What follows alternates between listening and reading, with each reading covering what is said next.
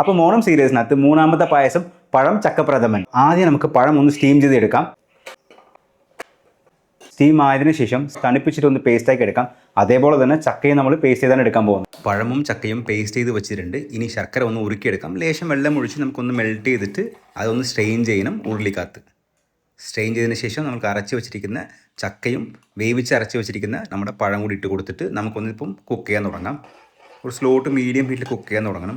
ശരിക്കും ഒരു അലുവ കൺസിസ്റ്റൻസി വരണം. ഞാൻ ഈ സമയത്ത് ഒരു തേങ്ങ ചിരകി അതിനകത്ത് 3 പാലാണ് പിഴിഞ്ഞെടുത്തിരിക്കുന്നത്. ഇപ്പം 3-ാം തേങ്ങാപ്പാൽ ഒഴിച്ചിട്ടുണ്ട്. ഒന്നുകൂടി നമുക്ക് തിളപ്പിച്ചിട്ട് ഒന്നുകൂടി കുറുക്കിയെടുക്കാം. നന്നായിട്ട് കുറുകി വന്നതിന് ശേഷം നമുക്ക് 2-ാം തേങ്ങാപ്പാൽ ഒഴിച്ച് കൊടുക്കാം. കുറച്ചും കൂടി തിക്കായിട്ടുള്ള തേങ്ങാപ്പാലാണ്. ഇനി ഇതും കൂടി ഒന്ന് ചെറുതായിട്ടൊന്ന് കുറുക്കിയെടുക്കാം. നന്നായിട്ട് തിളച്ച് കുറുകി വരുമ്പോഴത്തേക്കാണ് നമുക്ക് ഏറ്റവും ഫസ്റ്റ് തിക്കായിട്ടുള്ള തേങ്ങാപ്പാൽ 1-ാം തേങ്ങാപ്പാൽ ഒഴിക്കാൻ പോകുന്നത്. 1-ാം തേങ്ങാപ്പാൽ ഒഴിച്ചതിന് ശേഷം തീ ഒന്ന് കുറച്ച് വെച്ച് നന്നായിട്ട് മിക്സ് ചെയ്തിട്ട് ഒരു തിള വന്നതിന് ശേഷം നമുക്കൊന്ന് ഓഫ് ചെയ്ത് കൊടുക്കാം. ഇതധികം കുക്ക് ചെയ്യാനൊന്നും നിർബന്ധമൊന്നുമില്ല. ഏലക്കപ്പൊടി ചുക്ക് വെണ്ണയിലിടാം കേട്ടോ.